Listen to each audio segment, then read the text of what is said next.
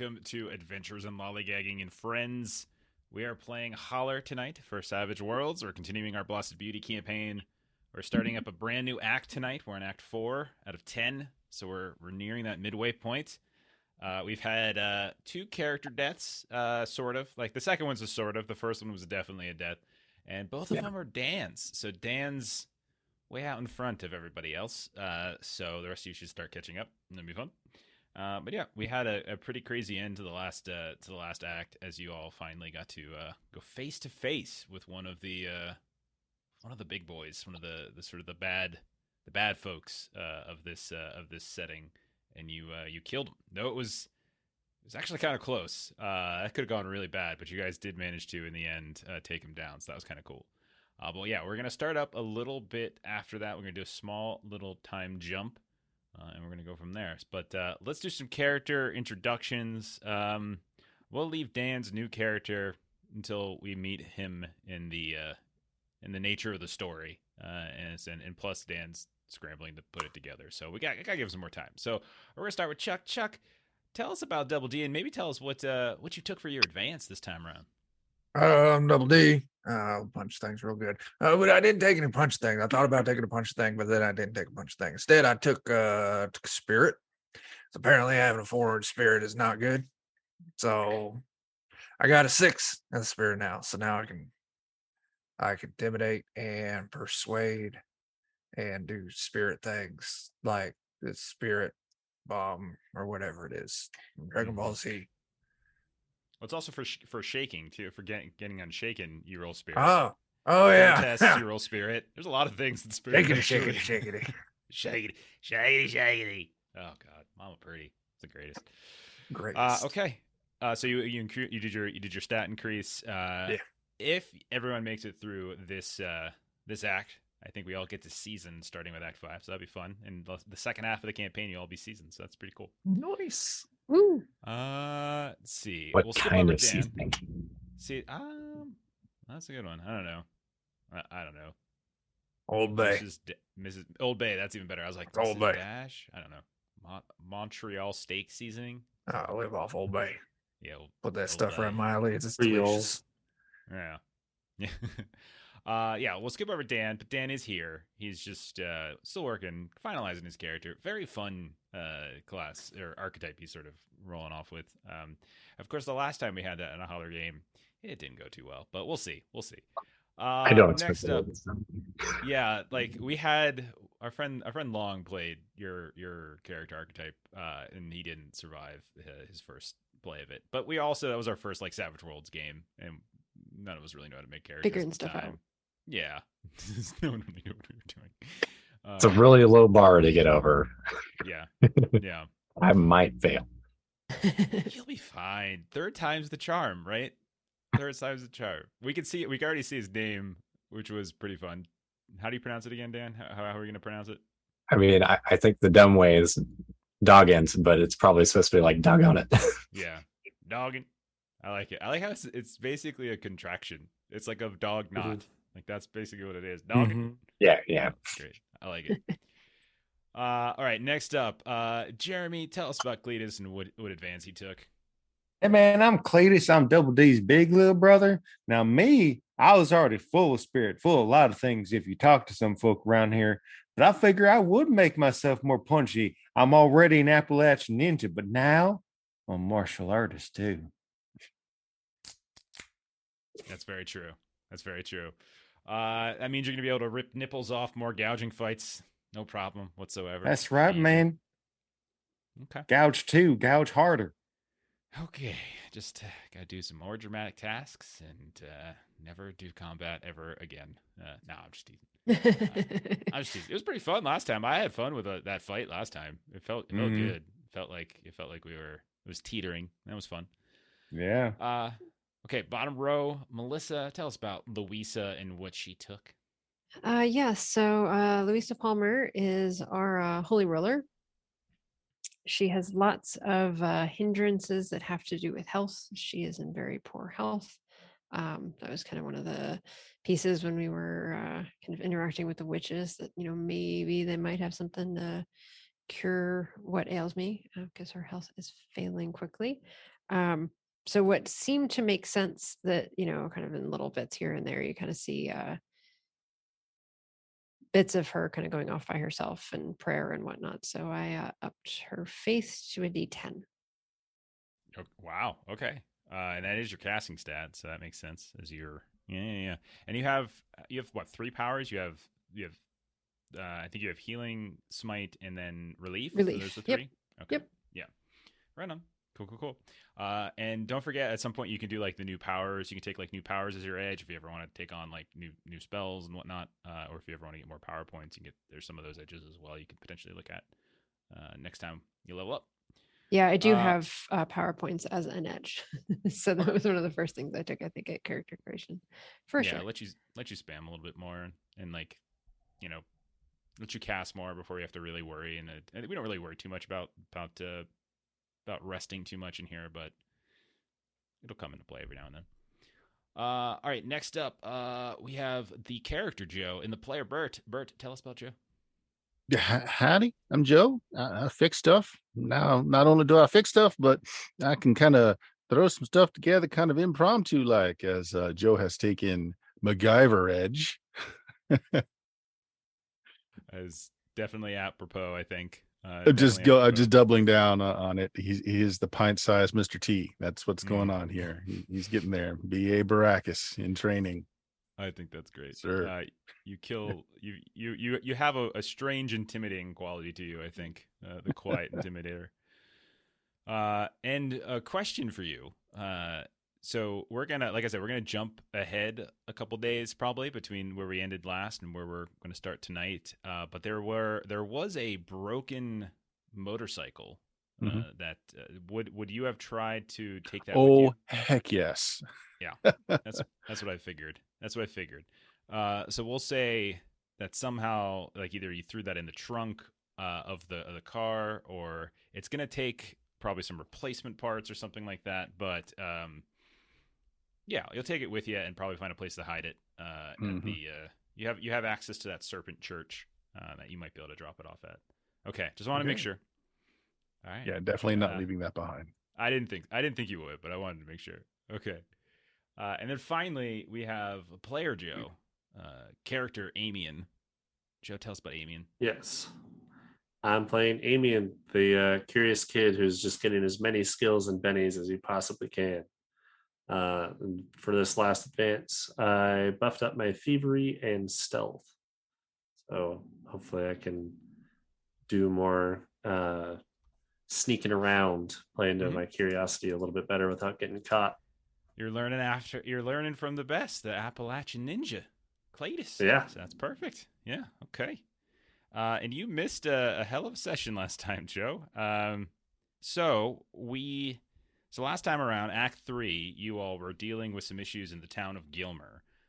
And the main thing was that there was some kind of illness that was kind of coursing through the workers, the loggers, that were working the Great Craggies, and they were all working for a specific big boy by the name of Royce Whitaker. And you all learned eventually that it was like these local witches at this town of Weird nearby that had put a hex on the town. And one of the reasons they did it is because they got sick and tired of seeing the forest, taken away.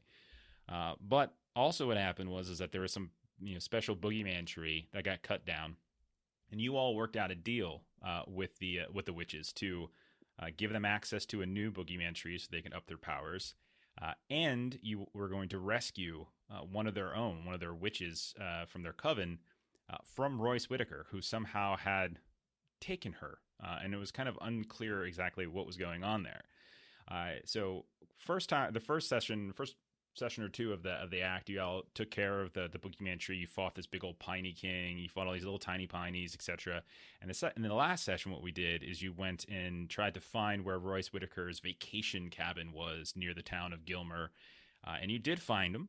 You tried to sneak up to some degree. You took out a few of his guards, but then things got loud. Gunshots started firing. People tried to sneak around. And Double D, Cletus, and Douglas, you all were kind of either in or near the cabin itself. you saw that there was like a witch that was floating high in the sky, or high in the ceiling, I should say, that seemed to be controlled by some kind of device, some sort of implant that was put into the back of her neck.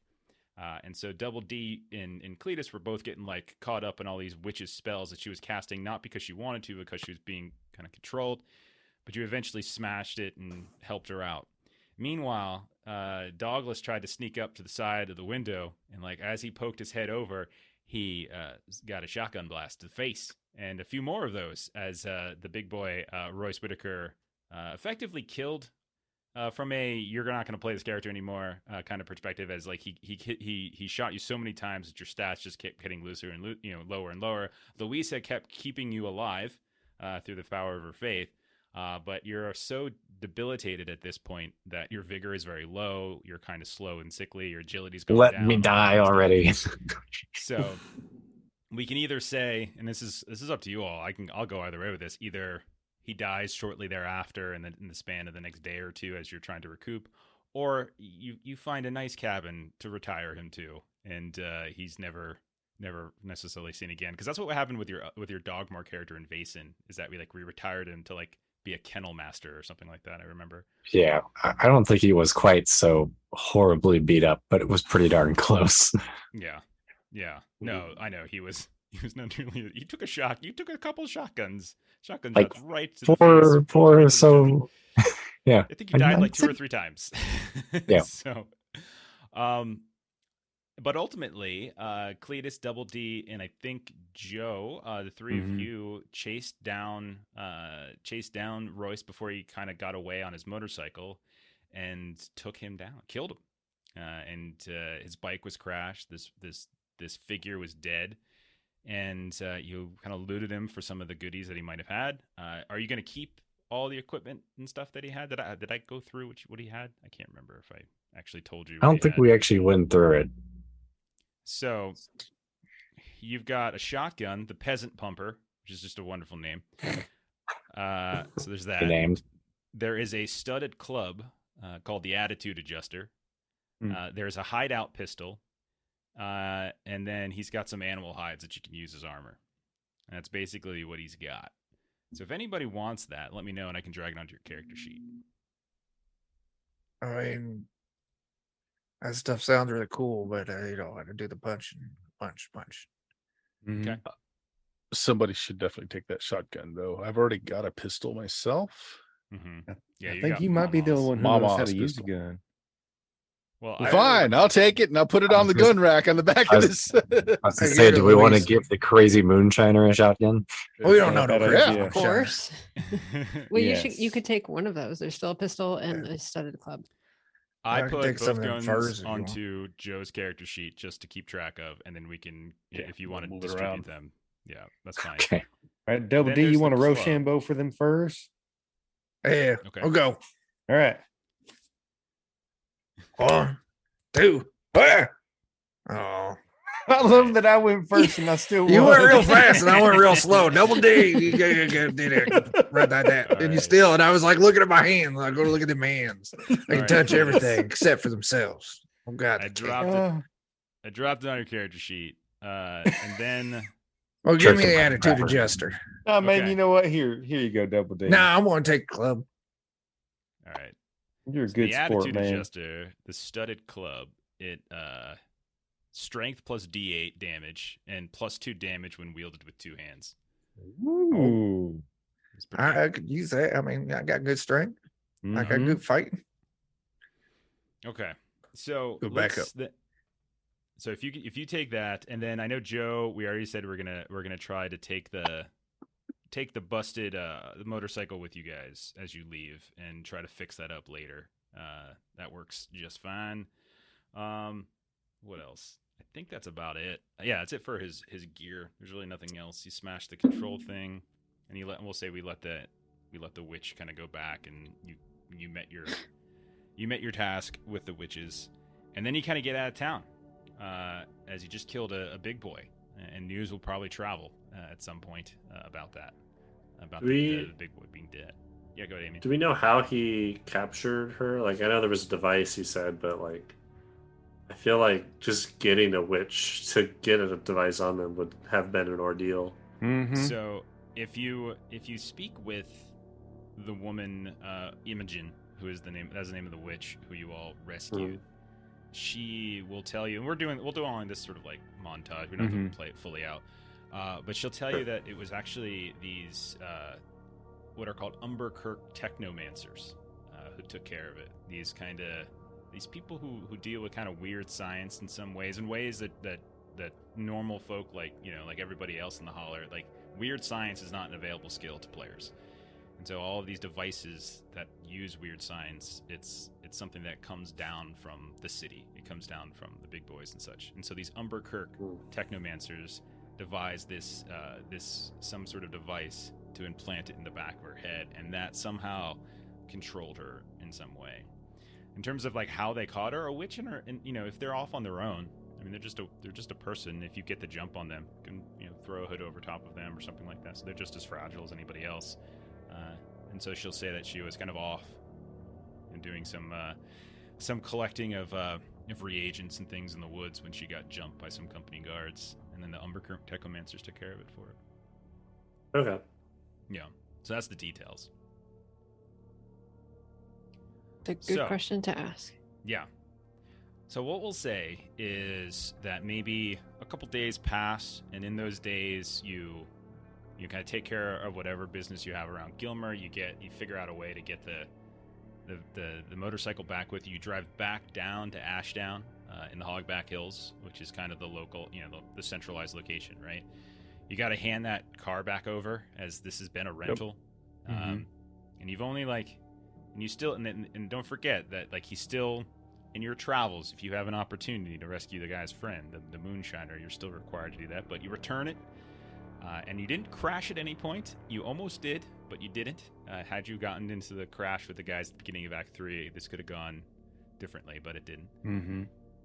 So you return it in good standing, and then maybe you take care of Douglas at that point.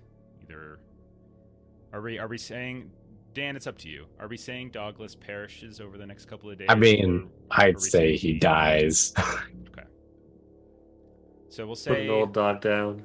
So, yeah, we'll say he gets buried in the same graveyard as Dogmore, his father, which is the Serpent Church, where you all are now meeting. And so we'll say a couple days pass. You meet with Ella May, and when you get there, we'll say it's late in the day. She works. She's a textile mill worker, and she shows up. It's been probably more than a week since you've seen her, maybe almost 2 weeks between the trip that you took for the fiddle convention and then everything that went in Gilmore. And when you get there, though, you can tell that she seems to be a little bit frazzled about something. She's meeting with Father McSweeney, the guy who runs this church. You see that there's one other person in here as well, and the three of them are kind of talking. So sort of the preacher man, Ella May, and then a third person. Dan, why don't you tell us what Dog looks like? I still have to make it up, but I imagine he's probably going to look not too different from either Dogmore or Douglas, because he's going to be like a cousin. Okay, he's a cousin. It's just a family of them. Okay, all right. Maybe he came for the funeral for Douglas. Oh, that's all this is. Just constantly bring out That's right. new families and funerals. We'll say that it was probably dogging through the rumor mill or through some messaging coming down from the mountains to the east, the one that kind of brought ill tidings towards Ella May. And that's why she's kind of in this frazzled state. When she sees you all come in, she rushes on over. And her hair is kind of a little messed up, and you can see she's her skin's all kind of dirty from working in the mill.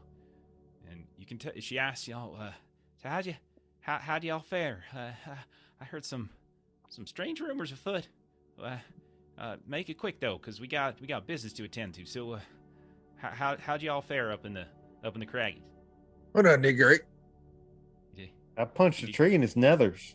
Hey, you did. I saw it. Fine. We did fine. Got a motorcycle. Oh yeah. We did. Oh, we killed one of them big boy. So it Lives- is true. I heard Lives that. were lost. Yes, we are sad for At what lives. cost? At what cost? Joe done threw a knife in his face. The rumor's true then. Whitaker's down. He's dead. Hey, Yeah, I've been hearing the rumor mill. It's been running fierce for the past 48 hours or so. Whitaker family's all in some sort of tizzy about who's gonna take over for him. Oldest son and middle son are fighting over.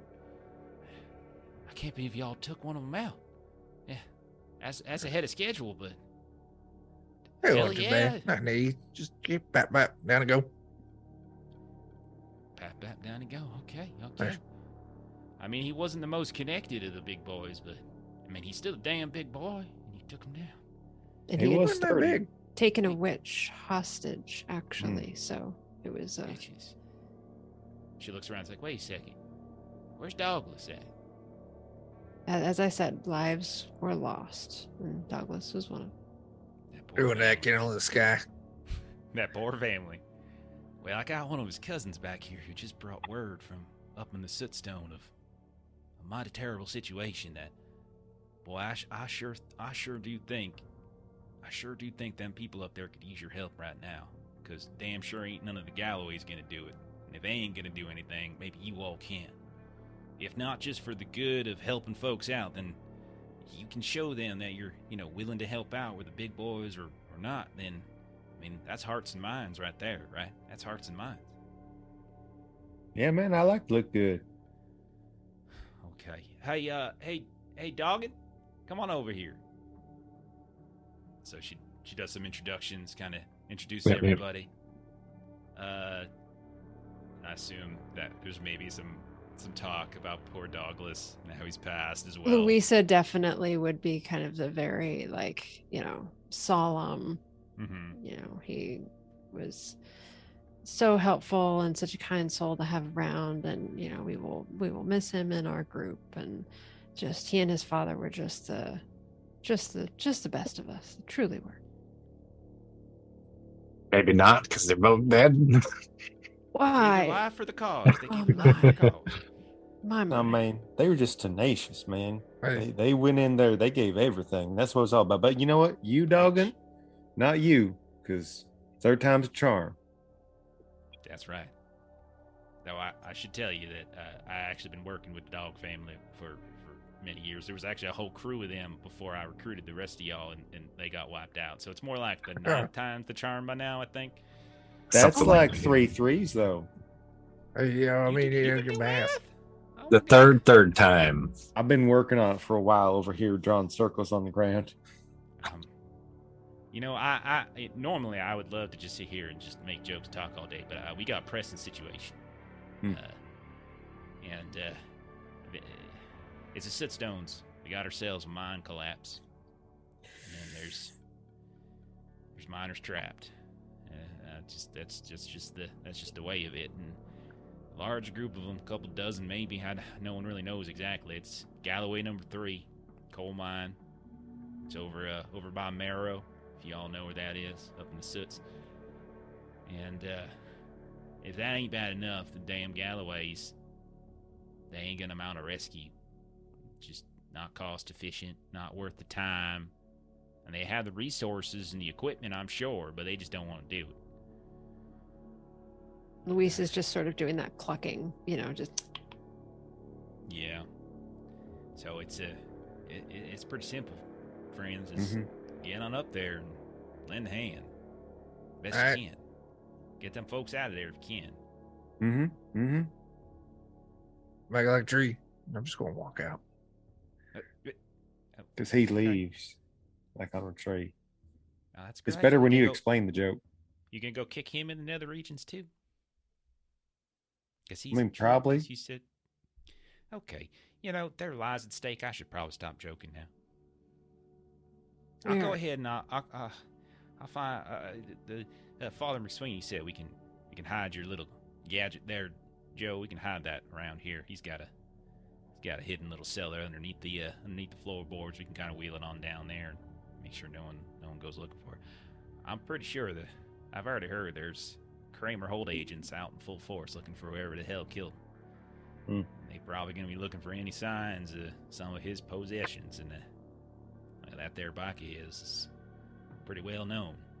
So we'll keep that hidden for now, and then whenever you fix it on up, maybe you do something to make it your own, or change the look a bit, or or maybe not. Maybe you want to draw attention. Who knows?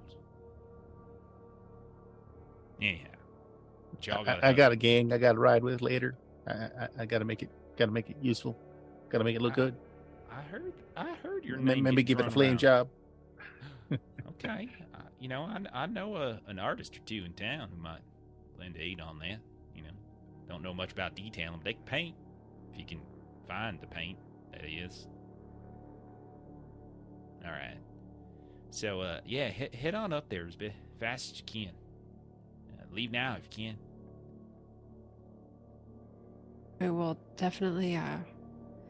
I will be saying my prayers as we leave that we will get there in time. It's just, yes, ma'am. Hours and minutes are precious in these kinds of things. Just happened a little bit yesterday. So the clock is already ticking. That's for sure. And there are quite a few people in there, a few dozen. It's a small town, and they lose all of them. That town probably going to fold up at some point. They're going to open up another one somewhere, and all of a sudden Marrow is just going to bleed on out, and all them poor people are just going to die off one after the other. And there ain't no way that Galloways are going to support any of the families of the miners that died. They ain't going to do nothing, because that's not what they do. Blood on all of their hands is just... Oh. And Louise is just going to, kind of be just hand-wringing, and, she'll kind of walk out after Double D. Mm-hmm. How far is that from where we were at now? Well, how far depends. travel? If you all hustle through the night, you might be able to make it there by tomorrow. We don't have transportation. We're gonna be doing this by foot. Well, we kind of pushed the good nature of our moonshining friend as far as we could take it with that car, that jalopy of his. He came by at least once every other day while y'all were gone, saying, "You back yet? You back yet?" They steal my car. And I kept trying to assure him that, no, y'all are upstanding. Mm-hmm. You all are somewhat upstanding. You're okay. And that they'll return it. And, if you want to try to go borrowing him again, you just returned it. But you can try if you want. If I recall correct, this is a bit of a mountainous area, and he was pretty sure that he didn't want any nicks or scratches on that thing when we returned it, so this might be a little tricky. Maybe we brought it back to him in good condition once. Maybe we don't push our luck until we got some more flat driving to do. Okay, let's go steal a car. Well, yeah, there's you can go one of the requisition yards, that's for sure. They got some down over by Ashtown. They got some stuff there. Now, it's guarded up something fierce, and with the news of Big Boy getting assassinated, well, I reckon you're probably going to have a little bit more than your normal guards. What if on the other end of things, maybe has anybody got some spare coffee to lend us in case we do want to pull an all-nighter? Don't have any coffee. Got something else. What you got? Anything that's going to keep you up. All right, man, I'll trust you. But yeah, man, if there's people trapped down there, I propose we just get hoofing. Okay. So yeah, the options are you could try to go ask the guy again. It'll be difficult, much more difficult to convince him as he just got it back. You could try to do a steal. You could try to steal a car from one of the yards, or you can just do like Cletus says and just hoof it. It's sort of up to you all. It's your call.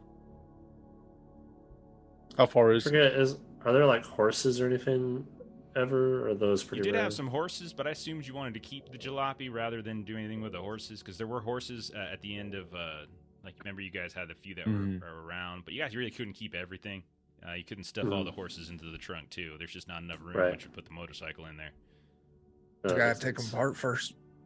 Pay attention to all the screws. Yeah. Double D, you know you ate half that horse to take, Double D's already running down the road. Yeah, Double D decided that we're huffing it. Ready to go. I think hate anything else running. that we would do to get a vehicle would take time. Okay. Okay. I just got short legs and all. I don't want to slow anybody down. It's okay, man. You just gotta run faster than me. Oh, okay. I mean to say I ain't fast. You're gonna be fine. Okay, so if you're hoofing it, everyone go ahead and roll a vigor test as you depart. And like I said, it's like evening time. Sun's not fully out. Remember, it's always kind of dark in Holler, but you can tell that the sun's already on its way down in the west. You can see it out, Yep. kind of going down behind the craggies. But if you push, you might be able to make it through to sometime. So straight by vigor, midday. not like athletics. Yeah, it's just gonna be straight vigor because it's really just like your endurance basically for this. All right. Well, as expected, I fail. A little bit of that. Did I reset Benny's? Yeah, let me reset. Luisa got an 8, so All right, all Benny's refreshed. Oh wait. Hold on. I had wounds. Yeah, If you. you take off your wound penalties, you should be that would have fine. made it. Yeah. I would assume that over the course of the last couple of days, Luisa or others could probably have healed those. Yeah, Somehow for sure. my one Betty went away. Okay, I would have made it then. I'm betting I got an 8. Stephen, thank you so much for that 100 bits. woohoo! I tell you, man, whenever we play Holler, I just can't shake this accent. Even when I'm Hey, like you're- getting into narration GM mode, it's just kind of there. Well, I failed, Roll so back. I guess I'll re-roll and still fail. Okay. Welcome anybody- to the party, dog. Classic dogging. Mhm. So we'll say for the The first D8. round. Still can't do it. So between about like 6 o'clock at night and about like 3 o'clock in the morning or so, about 8 to 9 hours is sort of what this is for. You all are kind of hustling as best you can through the darkness of the Hogback Hills. You get to the base of the Stone Mountains by Middenville. You all should be able to see it on the map if you're following. You kind of keep kind of steer clear of Saxon a bit, as Saxon, you know, is another town, boss cage as well. And you kind of work your way through some of the hills, kind of trying to stay away from some of the company guards and things like that as you're hustling. And around 3 o'clock in the morning or so, maybe you kind of take a little bit of a break at the base of the mountains, and it's at that point we'll say that this sort of triggers a bit. And so anyone who failed, go ahead and take on a fatigue as you all are hustling, because you don't want, the longer you wait, anybody who's familiar with mine and knows, the longer you wait, the harder it's going to be to save them, the more bad things can go wrong, basically. Nobody So said they'd be running. After that, so after you kind of pass by Middenville, you start the climb. And you can pretty much follow like the big sandy river, which is this sort of silt-filled river that comes down from the Stone Mountains and kind of spills out partially into the Cussfoot Fens, and then also kind of makes a border between the hills and the swamp of the Cussfoot Fens as well. And you can kind of follow that for a bit, and the elevation is constantly kind of increasing and increasing. At a certain point, however, though, it becomes a little bit difficult to navigate. It's not just dark. And maybe some of you have lanterns out or torches or dogging. Did you say you were taking the dark vision stuff? Did you do that? I did. I haven't had a chance to use it yet, but I took dark sight. Go ahead and give it a roll, Nice. because it would be pretty I'm- useful right now. Time for everybody to drink up. Man, I ain't gonna argue that. I think it worked. It's yeah. 5. Okay, so Doggant starts pulling these little vials and small little like covered jars and stuff out. Starts handing out to folks a little bit of juice. And you can tell like these are moonshine jars, right? Like kind of getting the sense of exactly what this guy is. And if all of you start sipping up, and we'll say all of you can go ahead and for this travel, for the rest of the second part of this travel, can go ahead and take that dark sight, which means you can see in the dark. Which makes the travel a lot easier. However, like as you're moving along the side of the river here, you see some things. The water is just kind of moving around, and there's something. Sometimes the current is kind of, you see it, kind of traveling down and away from the mountains, but every now and then you see some sort of strange disruption in that silty water. it just kind of starts shifting in a different direction. And as you're watching, every now and then, keeping off eye outs to the side, you see like suddenly a tail just kind of flashes up into the water and splashes back down. But by the time you go and look, all you see is the disrupted water here and there. At a certain point, you hear the sounds of some kind of low growl coming from the opposite sides of the river. When you reach on out, you kind of look as best you can. You can't see it, not because of the darkness, but because rising up from that river and beginning to sort of swell around as this fog begins to mount, and it starts to make it a little bit harder to see. Your feet start drifted into the sand a bit. You kind of hear your feet splash every now and then as you just drift too far into the water, and you realize as you start to cough a bit, and as your eyes start to water a bit, this ain't no regular fog. This is blight fog. So, I need everyone to give me a blight test here. So this is a spirit roll. I think we've put 2 more points into spirit earlier. Yeah, good job there. Nope, it didn't matter. I got it. Yeah, I got it. You have to pass a 4, right? Good gracious. 4 is a pass, yeah. Let me go ahead and spend my last Benny here and try to. Oh, jeez, man. We haven't even gotten where we're going. Wow. All right. Oh, Because of the Oh. fatigue. Oh, Okay. Oh, that's so great. perfectly. I'm not going to last the night. So as Well, soon so- as some of this stuff would have started happening with kind of the kind of our vision, Mhm. Luisa does not generally imbibe. So Luisa is going to go over to Joe, and she's going to. You always kind of just tell things as they are, and now I don't normally take with the drinking. I'll just I like to have my wits about me, but this seemed like it's going to help everyone see a little better. But I'm seeing some things in the water, and I just got to ask: is this like because of the alcohol imbibing that I'm Well- seeing the things? Well, Paul used to call it the teat milk of the devil and all, but I don't think if we all are suffering from the same imbibing of the alcohol, we'd see the same thing, because I'm seeing exactly what you're describing. Oh, you are. And I don't think that would be the thing if we were all hopped up on the devil's teat. Oh, yeah, we'd all see something different. Well, thank you, because I wasn't quite sure if this is just what happens when you drink that, because I have not quite that type of belief, but a little in that direction that I don't normally do, and I was gonna say, if that's what happens every time, I don't know that I will ever do that again. But now I am relieved, but more concerned. But I haven't drank anything and I see it too.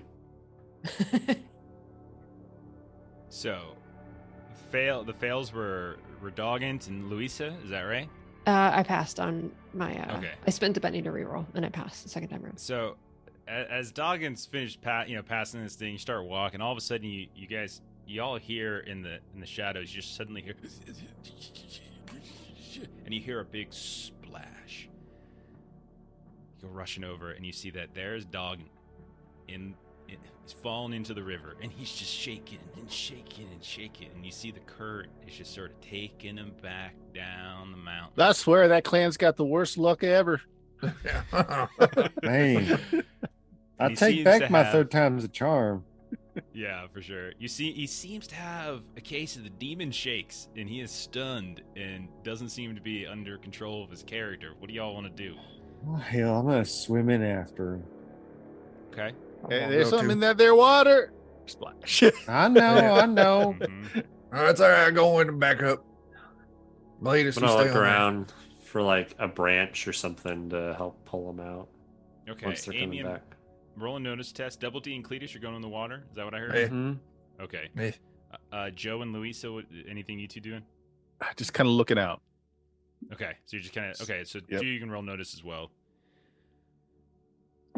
So Cletus, Double D, you wade into the water. Mhm. Go ahead and give an athletics test as you start trying to swim. The current isn't they're not rapids, but it's not casual either. It's moving decently fast, and Doggin's just shaking.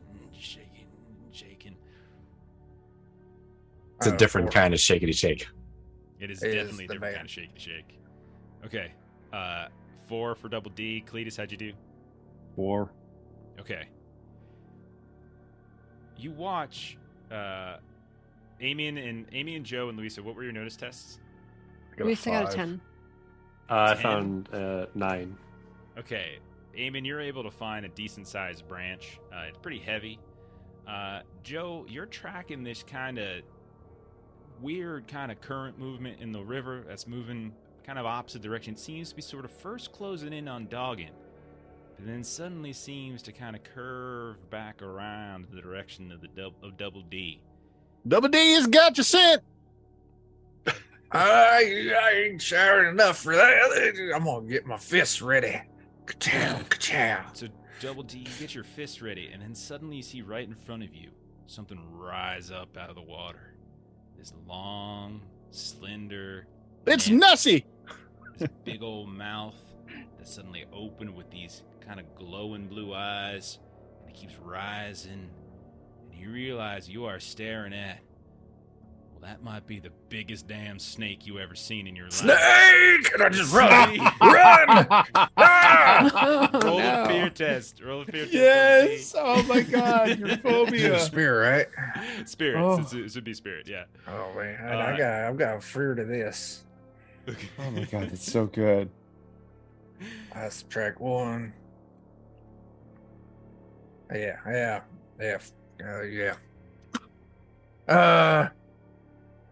Oh, it's 4. Okay, so you pass the fear test. Yeah. I don't think this. Okay, so you pass your fear, and you see this thing, and its jaws are moving back. Now this thing is huge. This isn't just some little snake that Bleedus could take out. This thing is like a massive, massive creature. Probably, I would say, Luisa, you had the really good roll. Go ahead, Luisa. You can roll a common knowledge or something like that if you want. Alrighty, let's see, that's a 6. So you could that probably is a see 4. it very clear. This is what's called a river runner. And they tend to kind of move like there are these massive snakes that are sometimes they're like confused with like big lizards, and sometimes they're just snakes, kind of whatever, but they can get up to like 15-20 feet long, 600 pounds, and you all have encountered one big son of a bitch. This one's pretty big. So we'll say this, we'll treat this, we don't necessarily have to do anything in we don't have to dive into specific what's it called, combat yet, but Double D, you're right in front of it. You passed your fear test. Do something. Run! Okay, so you just start sloshing back out of the water, Yeah. or do you stay in the water? Oh, I run. Fuck that. Run! You just- Ah! okay. Double D's just bolting, and this thing Yeah. kind of is looking like it's about to strike out at him. Doggin is still floating down the river. Cletus, are you chasing after him? Yeah. Double D, you better run your ass off. I'm running. Oh. All right, Amian, you've got this big old branch, but you can see Doggin in like the you know, and sort of shifting down river has kind of outpaced you a bit. Do you try to run after and help, or do you do something else now that you see this giant snake is attacking Double D? I don't know if I want to mess with the giant snake. I kind of want to jump in after Doggin as well and try and stop him from going any farther. Okay, so you want to are you gonna drop the branch, or are you just gonna go into the water? I'm gonna drop the branch if I can't pace him. Like, No, you on can catch the- up. It's the just like land. you'll have to catch up. Basically, it's the equivalent of like you're spending your entire turn just running is all it really is, as opposed to doing something else. Okay. Yeah, I'll do that. I'll try and keep up with Okay. the branch. Right, Eamon, you start alongside. running down the side Yeah. of the river. You've got the branch. Cletus, you're like half swimming, half wading through after Dog's just kind of shaking in the middle of the water still. Double D is running out of the water, trying to get onto the shore. And then Joe, your awareness was good. You saw the shadow. You didn't necessarily figure out what it was until it popped out of the water. But now you see Double D run. You see this thing like kind of chasing after him. Joe, what do you want to do? How far away is the thing? I would say it's probably from you, since you stayed on shore. They kind of got maybe 15, 20 feet out into the water. So we'll probably say it's within maybe 30 to 40 feet of you. and you can see it Within kind of knife throwing distance. I would say you could throw a knife, but it'll be. Oh wait, I have a probably- gun. You do have a gun. I have a gun. I'll shoot it. Okay. I'm not Go trying right to be ahead. quiet right now, so yeah, I'll Yeah, shoot you were it. in the middle of nowhere right now, so Yeah. you're not by anywhere. And so you'll move up to the side of the river, kind of aim, you're a little bit closer, trying to get make sure Double D gets hits. Go ahead and roll your attack. I'll be right back. Yeah, well, Yeah. that should hit. That's 4 Okay. or 5 total. Okay, roll damage. Oh, it's the worst. Maybe it'll get its attention. I'm just trying to draw it away. So yeah, we'll go with that. How much? 3 points. 3 points. Yeah. I so did you hit fire, it though. So I yell at it. You yell at it, and you see the bullet for the gun. You hit the thing, and you can see it thuds. Too bad, against rip the off, snake, Nessie. But Shouldn't its it be carapace, two the D6s? scales on it. I think you only did 1d6 plus 1. I hit the button for the damage. Yeah, I only see roll. 1d6. Roll another d6. All right, well here's another d6.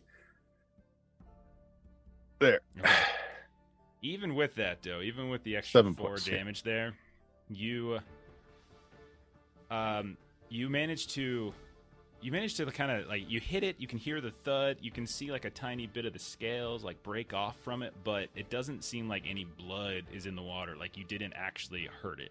It's fine, but did I draw its attention? That's the question. I'll figure out when it's its Okay. turn. I'm gonna give it to Luisa. Double D is the closest to attack, so we'll see. Luisa, what do you want to do? Luis is very tempted to just climb a tree at this point. I do think. Let me see if I need to be in touch range for this. Yeah, since Joe is closest to trying to take things out, I think she'll just smite the gun. Nice. Okay, so you just reach over, and the gun suddenly kind of glows. That same kind of glow that you've done to the knives and things like that. Sure. Yeah. all Okay. right. My now upgraded faith. Let me make sure that Yeah. I Roll your test. Yeah, that is a 7. Save. Okay. Doggant, Dan, go ahead and you're gonna roll. So you're stunned. I think it's vigor. Yeah, roll vigor to try to break your stun and see if you break out or if you continue floating down the river. See what we get here. Hey, it's a thing. Okay, so was that a raise? It's a 7. Okay, no raise. All right, so you're vulnerable, but you are a distance away from the snake now. As you've been floating, you kind of get yourself back together. You look around. You're covered in this silty water. You try to bring your feet back down to the ground. You're not quite getting to the bottom of the river. It's close, and you look up and you see there's big old Appalachian ninja in the fog, kind of coming after you, and you hear the sounds of a gunshot behind you. So if you want, you can try to swim to shore. There's more an athletics test, and you can try to swim to shore. Sure. I've got my branch too. Yeah, that's right. You go ahead and take an assist as well. You take a +1 from Amian. That's not enough. So you try to swim, but Baby Doggett doesn't know how to swim. As you're just flailing around, Amian's reaching the branch out towards you, and you just can't quite get it. Cletus is still wading after you. All right, let me see. Help me, ninja. Let me see if this thing wants to take a bite at a Double D or if it wants to go after the gunshot. So let me roll I'll roll a notice. Yes, chat. It is a doggy paddle that we No. need from Doggin. No, I think it's going to go after the close meat. All right, Double D, as you are running away from this thing, it it comes up to you. Rears back. And I think what it'll do is I think it'll just try to bite you. That's all. I'm not okay with this. Okay. So that's that. Yay. Yay. All right, that's No. a 17 to hit. Oh my gosh. I got 2 6s. It's always on the hit, so it's not that big a deal.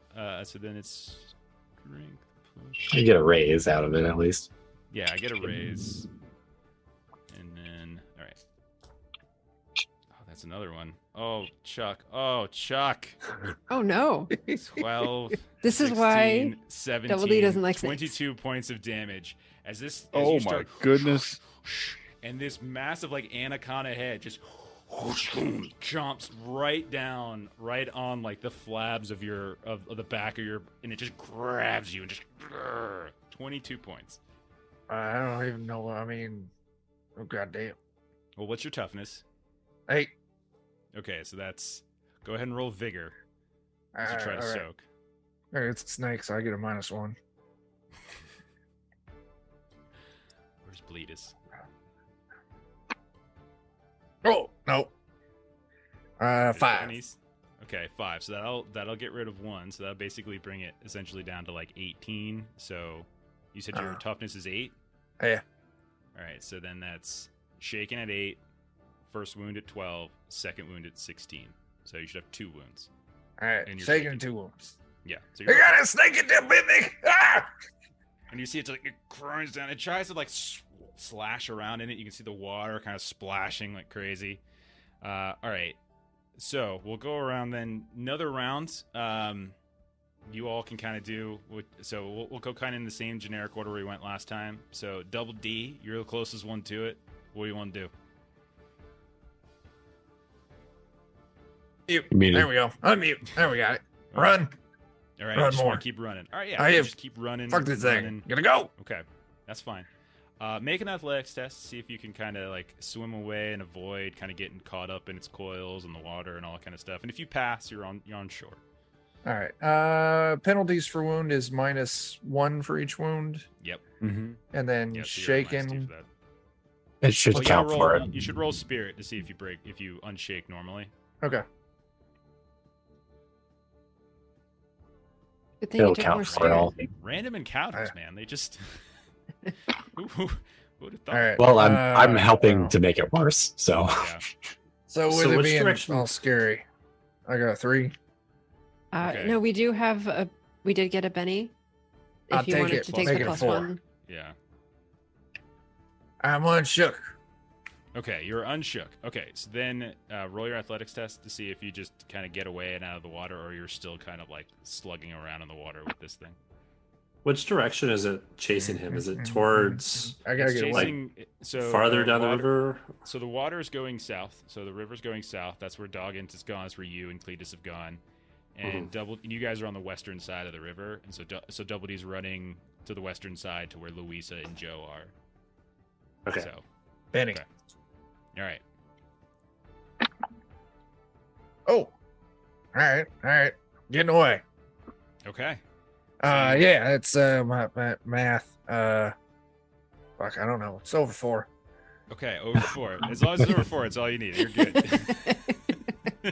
I'm glad I'm Say not the only one 17. that just looks for the minimum number and just All makes you sure got, it's higher all- than it's that. fast math. So you trudge out of the water. You put some distance between yourself and it. You kind of eventually you feel like the earth, like your legs aren't sloshing anymore, and you just kind of get right next to Joe and Luisa, and like you turn, and there's this thing that's just it's reared back. It's like it looks like it just tried to snap at you as you were swimming away, but it didn't quite get you, and you can feel the blood just trickling down your back. Joe and Luisa, you're both there with the creature. What do you guys want to do? Joe, your gun is glowing from the smite. Right. So I guess I will take a double action to get 2 of my 3 rounds of reload done. Okay, that's Yeah, fine. And the creature went after someone else, so he's not coming towards me anyway. No, it definitely seems interested in Double D. And then Luisa, what do you want to do? So Luisa wanted to cast either healing or relief on Double D. Okay, healing would be the wounds. Relief is for fatigue, so healing would make more sense. All right, so that is a 10 and a d6 rolled together. I got an 8, so that means on my healing, that removes 2 wounds. All right. Perfect. Ain't gonna get me today, snake. So like the glowing hand of Luisa kind of touches the back of Double D, where like his shirt got ripped, and you see the big old like fangs from the from the snake kind of dug into, like almost like stab wounds, blood gushing out, and they just suddenly start to close up from the healing touch. Okay. You three are done. Doggett, you are no longer stunned. You're just still kind of in the water. Cletus, you're still in the water. You hear Double D screaming from behind. You hear gunshots. You see Doggett still struggling, but Amian's trying to help him as well. So what are the three of you doing? All right, man. Well, I'm going to do my best to loop my hand through some piece of clothing on Doggett. Fabian, you squat back. You put your weight back on your hindquarters. Lean back. I'm a big fella. I'm going to pull on your stick here. I'm going to pull on this bastard too. Okay. All right. Okay, roll an athletics test. I'm just visualizing the kid Amian is on the bank of the river, pulling in Cletus and Doggett. I know, right? If I were a jerk, I would say he just gets pulled in, but I'm not going to. Cletus, roll strength test or athletics test, I should say, and you can take a +2 from Amian with the stick, kind of helping you. Awesome. As you're trying to get out, dragging Doggett with you. Woo! I keep saying Doggett. I think it's like Doggett from X-Files. Man, Amian, you got some strong legs there. So Cletus, I run a lot. Just like Wesley from The Princess Bride, you're just like you're just crawling up out of the sort of the silty water, and you like just flop Doggett down on the shore. Okay. So that was too much work, man. Let me see if this thing wants to continue. No, you're good, man. That's all right. Got any more of that hooch on you? I feel like Amian had to find a rock and like lay down and hold the stick. Okay. So I'm gonna go ahead and just lower a little roll here. Okay. Joe, Luisa, Double D, you see this thing descend back into the water as opposed to like coming on the land with you all. And then you can see the shadow kind of moving about, the current's kind of shifting, but as the fog is kind of rolling over and kind of passing you all now, like a couple beats go by and it doesn't kind of come back out. You're not sure if it's still there or not. By this point, Joe will say you can kind of finish reloading, but you're not sure if it's still there. It might have just stayed in the water and only attacked what was in the water. You're not sure, but it doesn't look like it's coming up to shore. So unless you wanted to go fishing around for it, we still got people in the water, right? No, everyone's out now. Okay. Yeah, well, until everyone's like back far enough away, I'm just going to keep the beat out on the water and just the gun ready and holding. Okay, so you got the gun drawn, it's glowing, you're aiming. You hear Doggett and Cletus and Amian. They're coming up closer now. So now all 6 of you, as the fog rolls back over, you still hear the water sloshing around, but you don't see the creature pop up out of the water anymore, and all of you are a few steps. So again, if you want, you can be done with this, but if it looks like you would either have to go back into the water to find it, or you can just move on. No snakes. Okay. All right. So, a couple things here. As this is the first time we've had anyone fail a blight corruption test. Oh no. So Doggett. Yes. So, when you fail, you get the demon shakes, and you immediately gain a minor hindrance, or you increase a minor to a major, and it's drawn from the character's nature or experiences. The taint of blight exaggerates existing character flaws or physical defects, making mountains out of what used to be manageable molehills. So, do you have any minor hindrances right now? I have no minors. For some reason, illiterate says it's a major, but also says it's a minor, so I'm not sure which it is. So, I'm not sure how this. Yeah, I mean, I think it's checkable. It just depends on what's defaulted. We can always. I didn't check it. Yeah. Yeah. So they're both supposed to be they're major. You want them at major? Okay. Yeah, I intended for it to be major. Why don't we? So we can make a new one. Yeah, let's make a new one. So let's do like you fell into the water. could do something like clumsy, maybe. You could do. I'm trying to think of what else. Oh, that one's a major out of the gate. Or phobia of water or snakes. Snakes. There you go. Yeah, you and Yeah, Double like D can bond over a collective fear of snakes. Yeah, Yeah. take a minor phobia in snakes. Okay. Okay. Boop. But that's the bad news. Here's the good news. You also get to take an immediate advance. Oh. Wow. Means I get to become seasoned with lemon pepper, probably. There you go. So you get an immediate advance.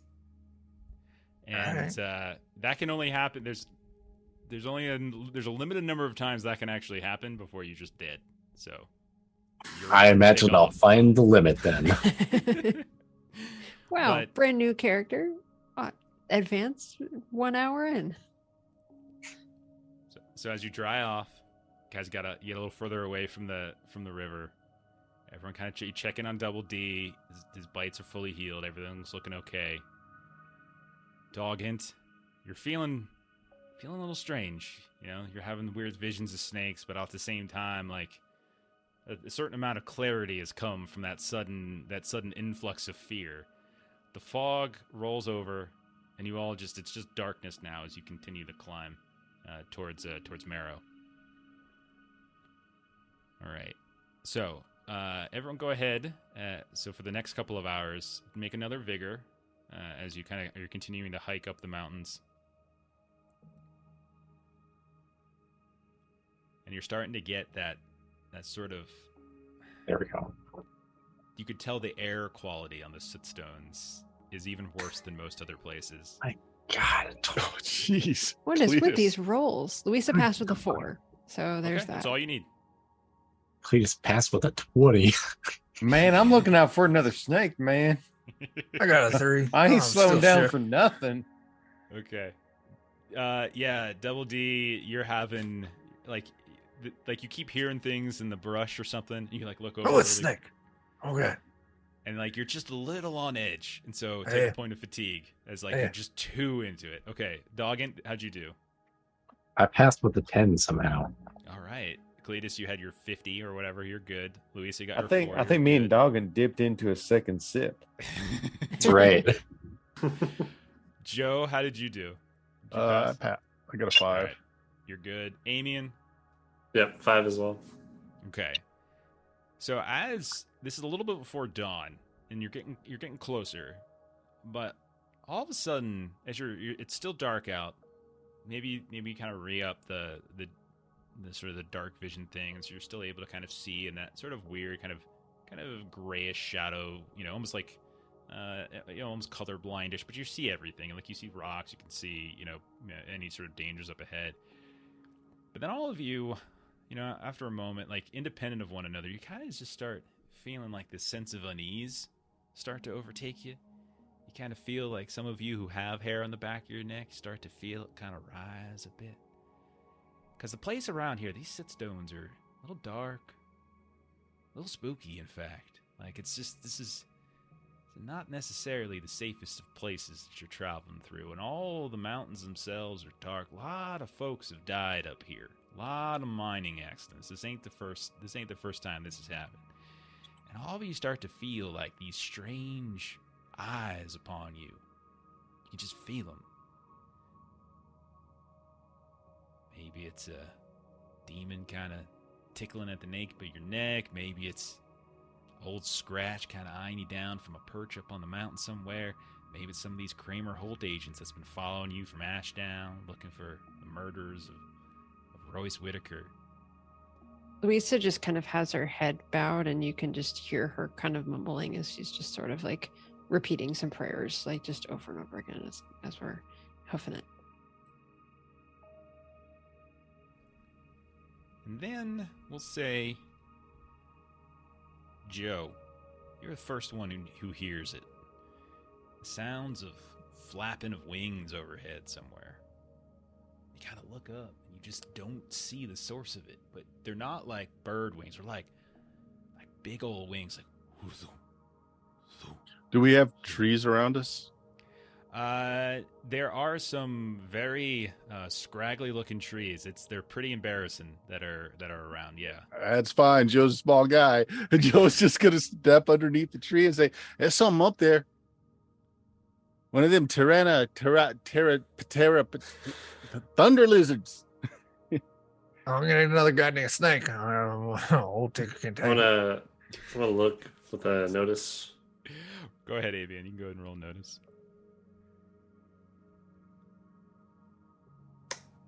4. Okay, you as Joe kind of points out to it, you hear the sounds too. All of you kind of huddle a little bit underneath a branch of a tree or so, and you're looking up, and it's still dark up there, but you got the dark vision from Doggin's stuff is still kind of coursing through. And Amian, you see it. This creature suddenly just swoops overhead of y'all, right over. Doesn't swoop down to attack. And you see suddenly it just spins right there in the air and kind of just hangs there, hovering. And you see these glaring red eyes looking right down at y'all. And you see and it's shaggy. You thought maybe it was one of them cave demons you fought maybe over by the Fiddler's Convention, but no, this looks different. And all of you just feel like it's staring at you. Like it's a flying dog. That's a goddamn furry sky snake. How big does it look to be about? It's pretty big. You would probably peg it at, it's at least the same size as maybe Cletus. Kind of this rounded, large, like woolly thing with these moth-like wings that are kind of sticking out from it, and these glaring red eyes. Everyone roll a spirit test at -2. Yeah, that sounds about right. -2. Is it Mothman? Indeed, sir. Oh, Spirit I want to minus Benny 3. that. that's a 5 for Luisa. 3. Yeah. Oh, I rolled a vigor test. Sorry. Let me do that. No worries. Got a 4. I got a -1. Actually, you know what? It's the same die type, and I would have Yeah, failed true. it. So let me just. I don't want to Benny that. I don't want to. Yeah, Okay. I'm gonna Benny that. Okay. Yeah, there we go. Wait, no. Yeah, there we go. Okay. So let's go around then. Double D. This is a little. We're all gonna do a little moment here. Double D. Did you succeed or fail? Oh, I failed. Double D. Maybe it's just like your anxiety is high. It's just snakes all about. You're staring into the eyes of this moth creature, right? You feel this cold sweat start to run down your skin over like the wounds that Luisa healed and down your face, and this dryness suddenly reaches your throat, and suddenly moving around in your head are all these like ill tidings, because the sight of the moth, this creature, well, that's definitely a bad thing. Do you have any bennies left? I got 1. You do not any longer. Go ahead and Oh, Oh And no. describe some sort of bad thing that flashes through you. It could be a bad memory or an omen or a vision of something that might happen, or you're worried that might happen. What's something bad going through Double D's head as this happens? it's a bad memory of childhood when I was a little one. We was out playing in the water one day. We shot a little, swamp chunk. And then all of a sudden out of the water, this big old snake came and bit off my third toe. Okay. And it said that, and then it wiggled and then pulled it off. I had to get away. That's why I'm scared of snakes. So this is like I've just got flashbacks of like toe snakes. Toe snakes. Okay. Doggin, how did you do? Also failed. Same thing happens to you. That cold sweat starts to roll down your face. Dryness comes to your throat. Do you have any bennies left? No, of course not. Well, good for you. You don't actually lose your benny then.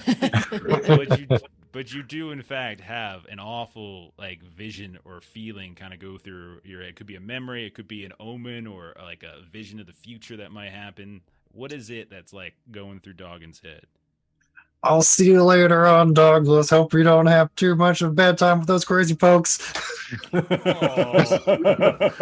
my god. That's some dark stuff. I love it. Okay. So you see this vision of you hanging out with maybe your cousin. Maybe your guys are cousins. Yeah. Like dogging. You're around the same age or something. Like, yeah, he's like, I'm gonna go join the resistance. You have fun with them. And then the next time, like in your head, we see like you're over the grave, like recently buried. There's Dogmore. There's Closed Dog, casket. like, next to each other. There's just an open one in the ground next to him for me. just ready to go. Plenty of space. Plenty of space. Oh no! Cletus, how'd you do? I made it, man. Man, well, you're staring up at the eyes of this moth, and you feel this. You feel the opposite. You actually start to feel kind of pretty good, pretty positive. You feel this like, well, this is just tides turning. We just took down a big boy instead. Gain a Benny, Cletus, and then What? describe a memory or a vision you have, a brief flash that goes through your mind. It could be a memory, a prediction, or accomplishment that your goal, if you trying to accomplish, something like that. What's a positive thought that goes through Cletus's head? Not everybody has a big brother like Double D, man. Like I looked up to him like nothing else. But I remember that one day he came running and screaming up out of that pond, just terrified. And I grabbed that toe snake by the tail and I just whip crack it up against the rock. Its head went flying away. And I saw him calm down. And that was the first time that I ever did something to help take care of my big brother. And it just made me feel 10 miles tall. Yeah. And you helped out Doggin today, too? You don't know him all that well. Well, you're a hero. Yeah. Yeah. Man, I ain't a complete piece of shit. No, Sometimes not I at do all. things. All right. Luisa, how'd you do? Also succeeded with a 5. And you also have a good feeling. Maybe your hand starts to glow a bit as your powers like inexplicably just start to kind of glow, and you're staring up at those red, boring eyes that you thought was this a danger or something bad happened to you, but now you're feeling okay actually. Gain a Benny, and then describe a good thought going through Luisa's head. So, kind of feeling useful. We were kind of just talking earlier about, kind of like loss of life and things like that. And, kind of makes Luisa think back to, several decades earlier, when, you kind of just see this scene of her kind of coming upon, like a man that's sleeping. Mm-hmm. And she just has all just the hate in the world. As she just, while he's sleeping, you see just come up and just slits his throat. This is a happy memory? This is her feeling empowered. Okay. A little bit of a smile maybe starts to crack the sides of her lips. Oh, not quite, but kind of maybe in the present as you kind of stare up and that memory of empowerment starts shifting back through you. Blood kind of gurgles out and then it fades. Joe, did you pass? I got a 10 Oh, wonderful. after the Benny spin. Absolutely. Take that Benny back as you can get Okay. in that Benny. And then something, what positive flash of a memory or an omen, a prediction, something like that? What goes through Joe's mind as he's staring into those moth eyes? Joe's going on his new motorcycle that's painted black and red with a flame stripe down the side. He's got a helmet on, going down. The mile per hour thing is pegged. He's towing behind him a long string of dead big boys on chain. They're being ripped apart by road rash. He's my going goodness. along. Oh gosh, I can see that. That's great. I know what they look like too, because there's images of all of them, and I just see them all now, like with the chains wrapped around them. Oh, okay. And again, maybe just like the faintest of smiles just starts to crack ever as you're staring up at this hovering moth up in the sky through the branches of this barren tree, staring down at you. And then Amian, how'd you do? I passed as well. Got a Same. 4. Same thing. Take a Benny. And then what's All something right. that goes through Amian's head? A positive thought or memory? He's imagining how excited he'll be telling his uncle when he finds him about pulling Cletus out of the water just now, and he was so surprised he was able to like put his weight up and hold onto that stick, even though a bunch of splinters got in his hands. That's great. Yeah, That's what great. he's thinking And about. maybe you instinctively just start rubbing the insides of your hands, and they're still kind of cut up a bit and everything. Mhm. And maybe even in the memory, it just looks even better. Just like you're doing all the work as opposed to Cletus doing all the work. That's fantastic. So all you guys are kind of watching this. A few of you are feeling very anxious. A few of you feeling pretty great. And then you feel like a touch of light just kind of slip down the side of the Sootstone Mountains to the west. As you guys are getting pretty close to Marrow, the darkness of the sky begins to lessen. And as if you were in some sort of trance, you kind of shake it off, and suddenly the eyes aren't looking at you anymore. You hear the sort of woof, woof, as the leathery wings of that moth just sort of disappear further up into the sky and up the mountain, and it is gone. Anybody who's got folklore or occult, you are free to make a roll about just what the hell that was. Do folklore. I don't, but I'm going to make an unskilled because I want to know. That's fine too, yeah. If you wanted to make unskilled. Nope. 10. I don't want to know any more about nothing. Okay. So 10 for Amian. Mhm. This is a creature known as, in some cases, it's just known as the Moth. But specifically because you're within this area of the Holler, the Sootstone Mountains, it's called the Sootstone Moth. Like, that's kind of how they refer to it. And some people kind of dismiss it because it's a lot of varnish heads and stuff who used to tell the stories here and there, and no one really thought that, like, it was real because, like, the encounters people had with it were not necessarily from the most reputable of citizens. But then sightings started popping up more and more, and you know, it's about an 8 foot tall or so, kind of silky looking wings, kind of moth like. Some people thought it was just like some big old insect. Definitely plenty of people thought it was, you know, some kind of demon. And then there was this incident over by Almarine, and then over by Marrow, where like the moth was kind of seen by a whole messload of people at once, and all that kind of disreputable people not believing it kind of started to fade away. And the rumors are, at least the sort of the general feeling is that the moth is a harbinger, but not necessarily a bad time. It could be good tidings, could be bad tidings, and so whenever it kind of appears and you kind of see it and deal with it, it kind of has this way of kind of tricking the mind or kind of boring into your soul, and your mind just starts kind of moving about, and whatever you think about, whether it's something something you're predicting or something you've experienced, like that's likely what's going to happen. Like you're going to have good fortune for the next couple of days, or you're going to have bad fortune for the next couple of days. So basically right now, Double D, Dogging, you all have bad experience. And not only are you feeling a little rough from the thoughts going through your head, but hands are shaking. That was a bad omen. You just broke a mirror. You just walked underneath a ladder. You know, that kind of thing. The rest of you are feeling great. Seems consistent with the whole trip so far. Bad enough, these I'd relay goddamn that to everybody snakes, too. this goddamn Holler.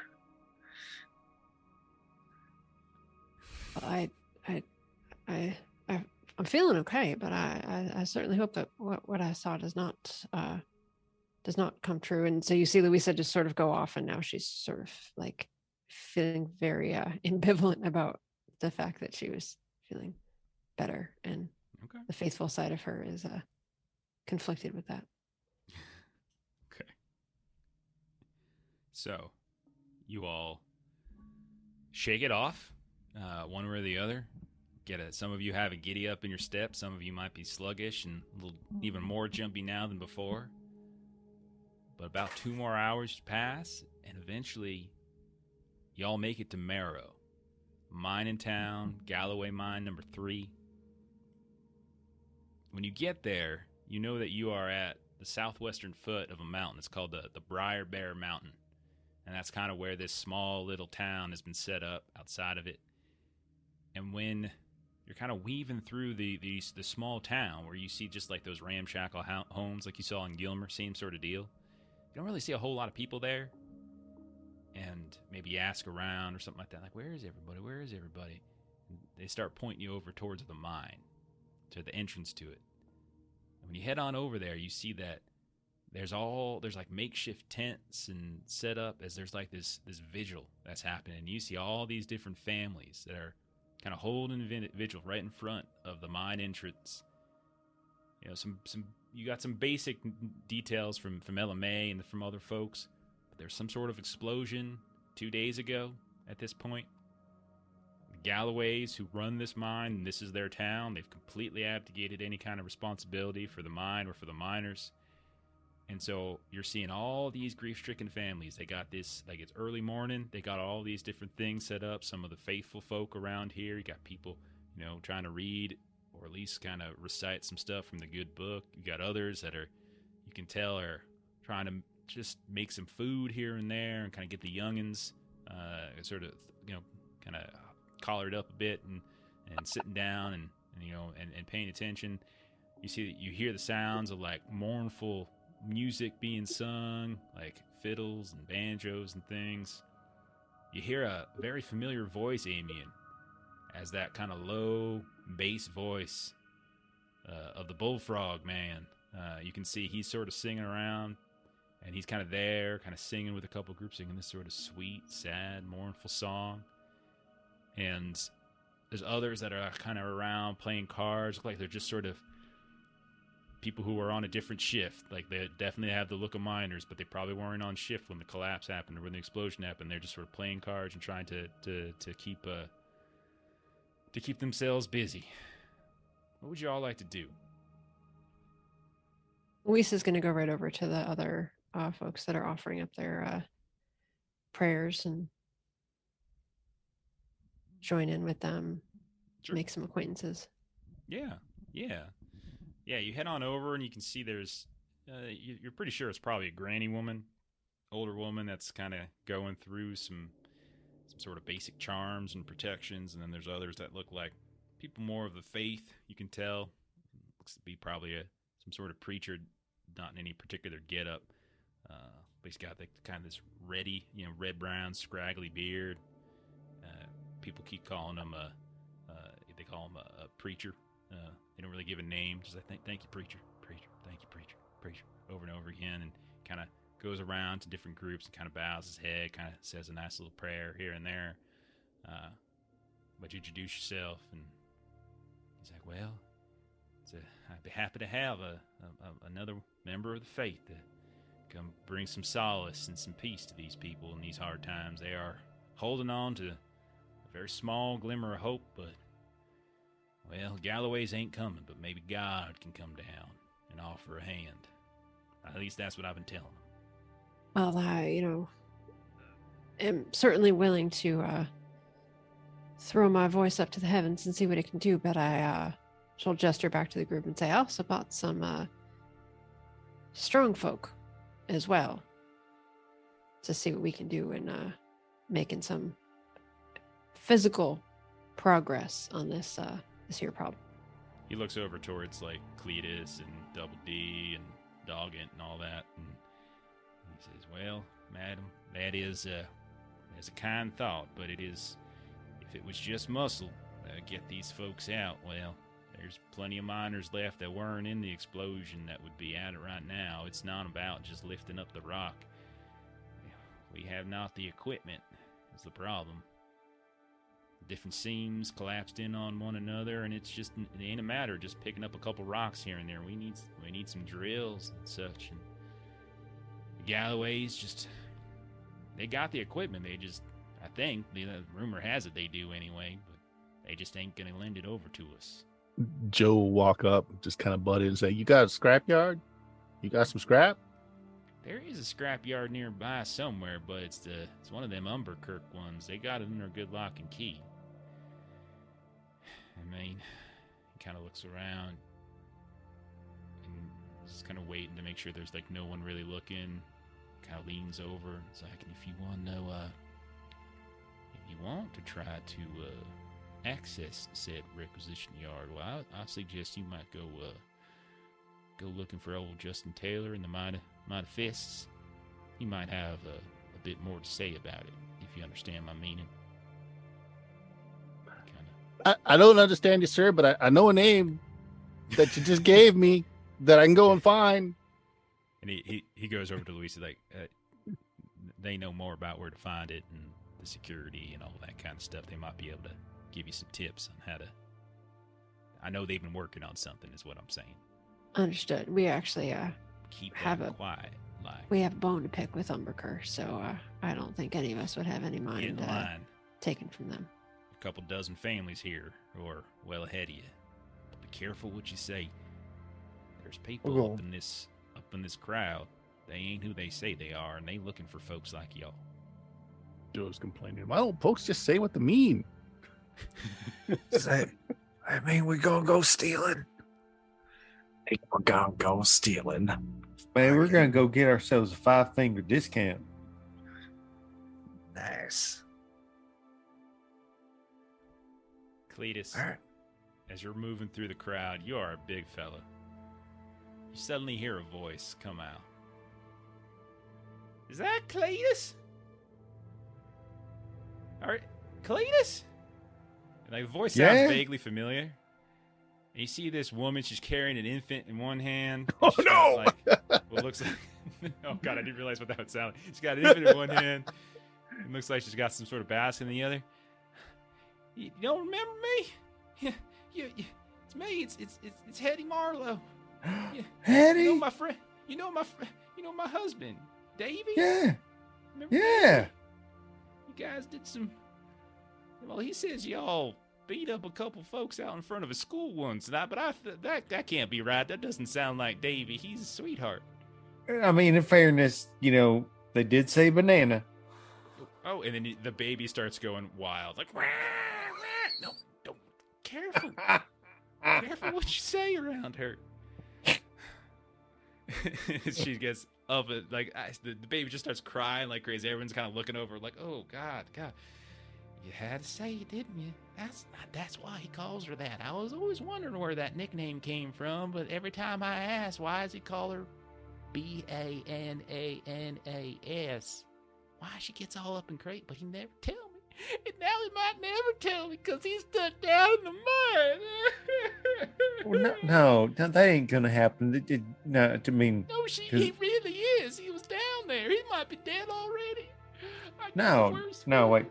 So the thing is, like this little girl, man, she got a lot of spirit reasons. She got that spirit because she got it from him, right? So he's fighting hard to stay there, and we're gonna fight hard to get him out of there.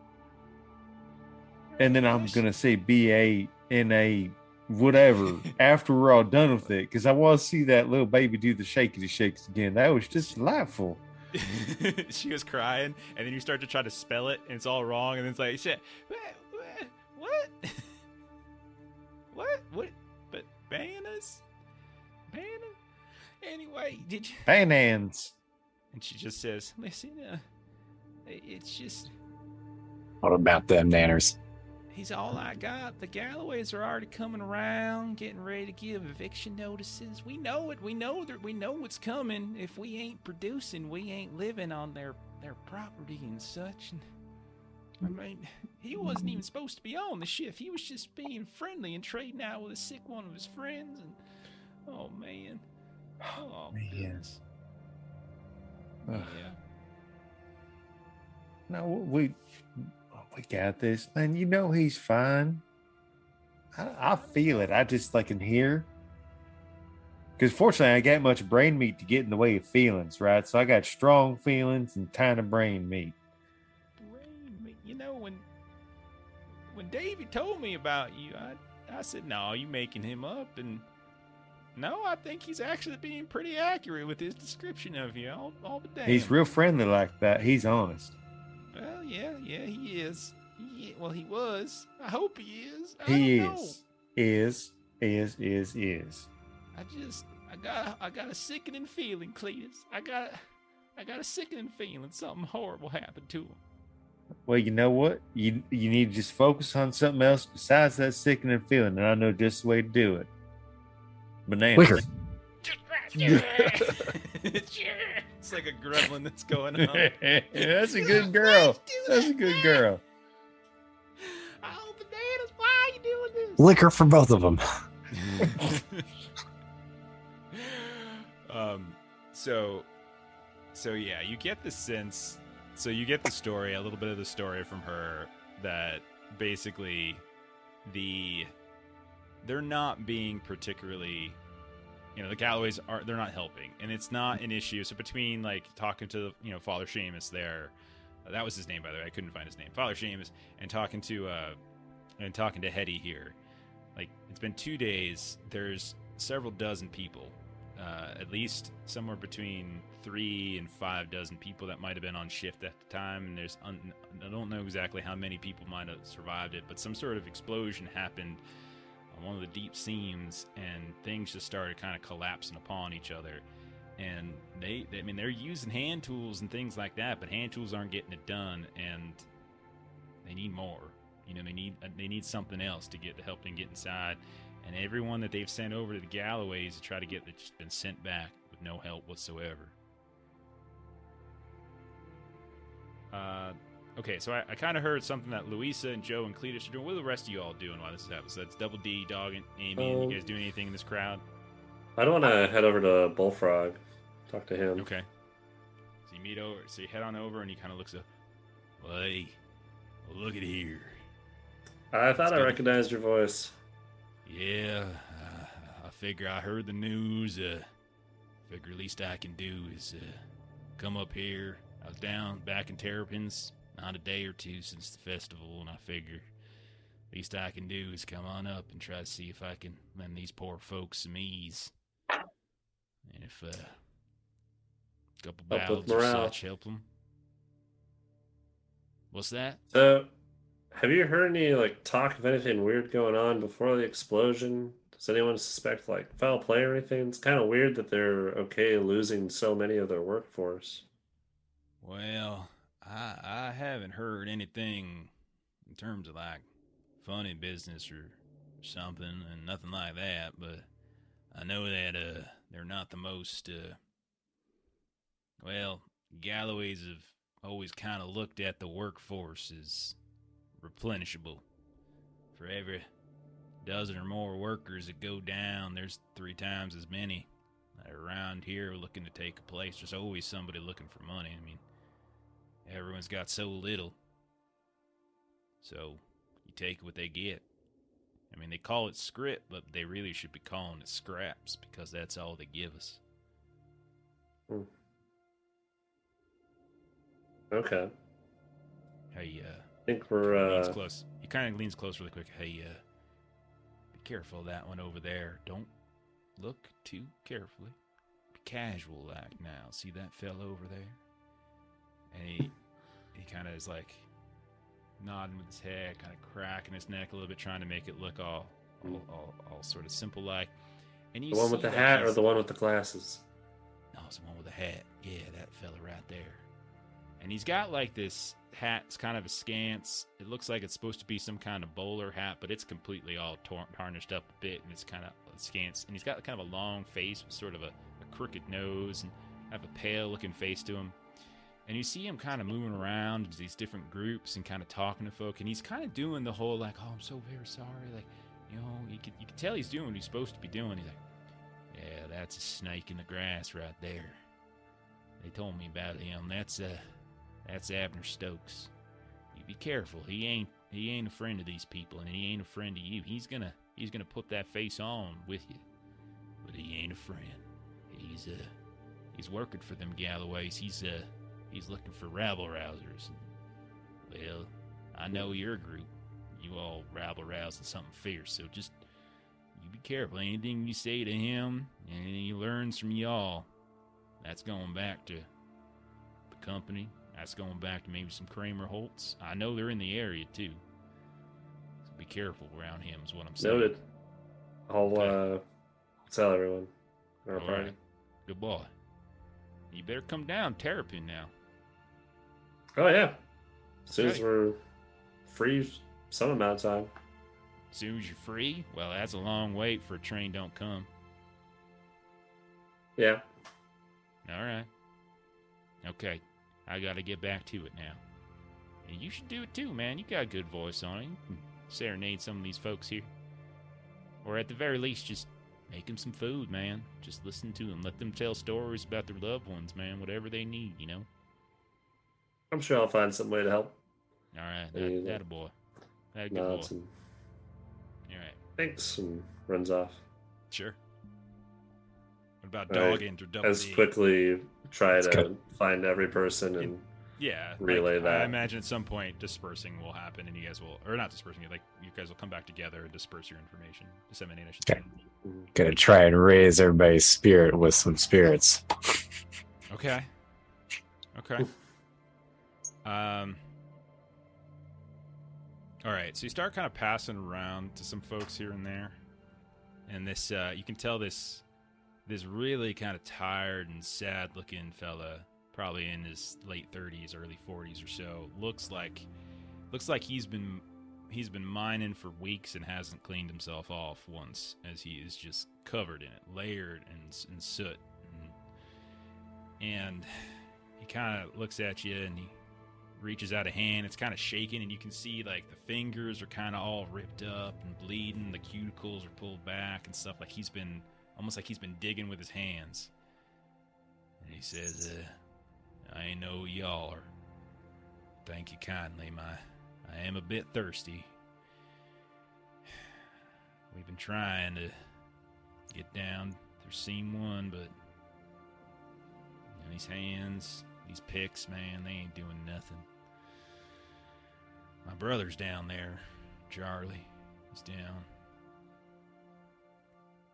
I told him not to get into this. I told him not to be a miner. I said, get the hell on out of here. Find something else to do. You don't want to be a miner, man. Not like me.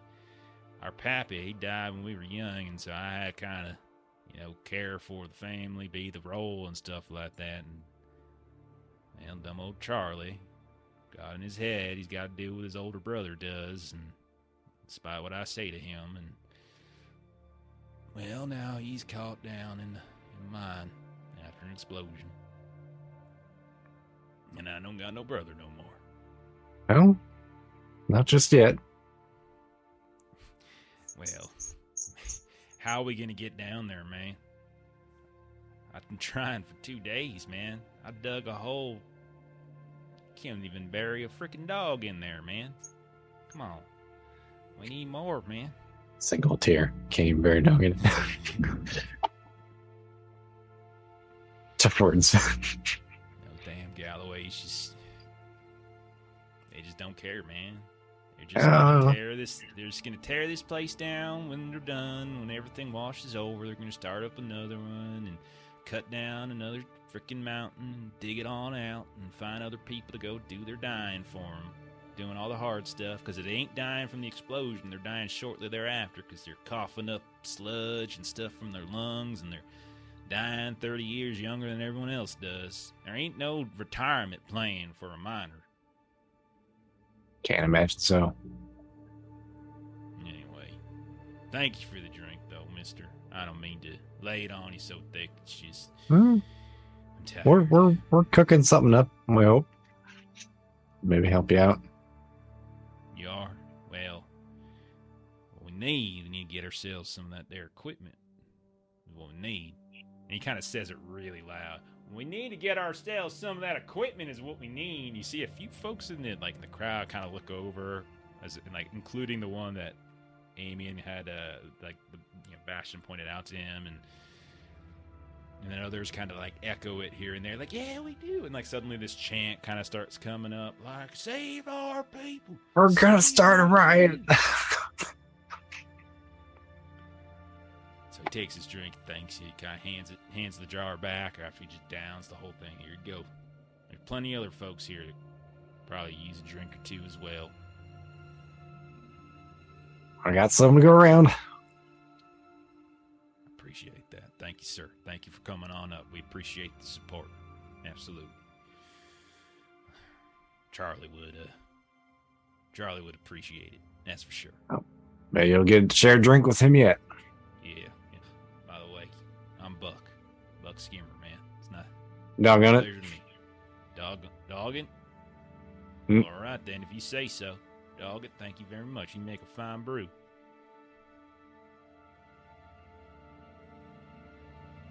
And finally, Double D, what have you been doing this whole time? It was still kind of riled. I'm gonna go sit down, relax. I mean, yeah. I mean, it's been a trip. Just waiting for the others to say it's time to go stealing. Okay. So we'll say at a certain point, all of you kind of come back together, and you're able to sort of kind of share your information with each other. Let's see, so Doggin, you learn that we got Buck Schemer's got a brother. Everyone's kind of waiting around for the equipment. Joe, you got a name to look into, someone by the name of Justin Taylor, and then also like they mentioned to you and to Luisa, the Father Seamus there, something about the mighty fists. Cletus, you learned that one of your old friends is actually buried down there. Amian, you're able to point out that fella by the name apparently Abner Stokes is his name. And kind of mentioned like the warnings that Bastion gave y'all. What do you want to do? We'll say it's late morning at this point. So if we've got someone that's acting as a spy, it seems like if there's going to be a plan for some thieving going on, that maybe somebody might want to set out to distract that spy or give him some misinformation. We gotta talk to that It sounds guy. like there's kind of two approaches, right? It's like getting the actual equipment or getting into the scrapyard and making equipment. So whichever one we choose, we can say we're doing the other one. I mean, or just Man, not that's say good. anything. Keep a watch while we go do something. Yeah, and since we do have the ability to see at night, we could go stealing in the dark. Hey, let's go talk to that guy that Joe found. Get a lead Okay. on stealing. So if you start asking around for that name, a couple people kinda Actually, clam up. no. Yeah, go wait, ahead, wait, Joe. hold on. Yeah. No, let's not ask around for the Okay. name because Wasn't then sure that'll what you wanted tip to do. people off that we are looking for him. And let's not create questions as to why we would. So instead, let's just all mosey through town and kind of stick our ear to conversations around us and see if we can find him. All right. Like that What's his plan. name? Justin Taylor. Just Taylor. I'm gonna look at Taylor's shop making clothes. I get you. You got a mind like a steel trap, Double D. Steal trap. I tell you what, it may be rusty, but it's just rusty. Okay, if Not you're going wrong. to do, yeah, if you want to do this, if you want to just kind of like listen and not so much kind of Guiding conversation is just listening. Yeah, to, you just want to kind of listen and overhear. We'll make this a notice roll then, as opposed Okay. to persuasion. We'll say notice roll. We'll say like maybe you spend like an hour or two moving around. Most of the people seem to be in this area. This big old visual candles are lit, all that kind of stuff. Some tents are up. There's still some people around the ramshackle homes here and there as you weave back in, so you can kind of do a little bit of both. But we'll call this like maybe a 1 to 2 hour thing if you just sort of doing a basic circle. So, who wants to roll that notice test? Not me. Well, can we all just kind of separate and walk through town and all of us kind of listen around? Yeah, why don't we do like two? Well, why don't we do 2 rolls and then support, as opposed to doing like 6 Can rolls? do Let's do, yeah. I have a D6 in that. Me as well. I have a D6. I got I'll a go. D8. I'm pretty good at noticing things. Okay. I'll go, Joe. All right. So Joe and Double D, and who would be the third person going with that group? Come on, dog. All right, Doggin. Sure. All right, Doggin, Double D, Joe, you all kind of start moving around. You said maybe check out the town a little bit, look around, listen in. So Joe, go ahead and roll nose. Take a +2 for Double D and Doggin giving you a hand.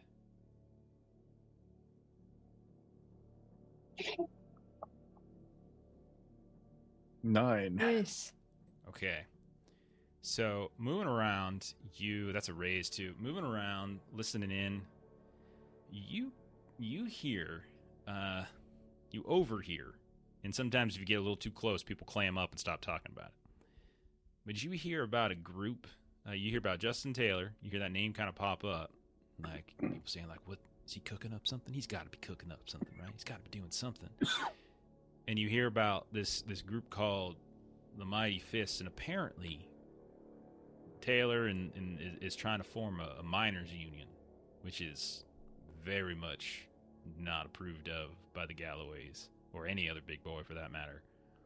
And apparently, I mean, like, it's not, it's not pretty big yet. It's not going that way. A lot of people are nervous and scared about joining it, but they got a small group of people.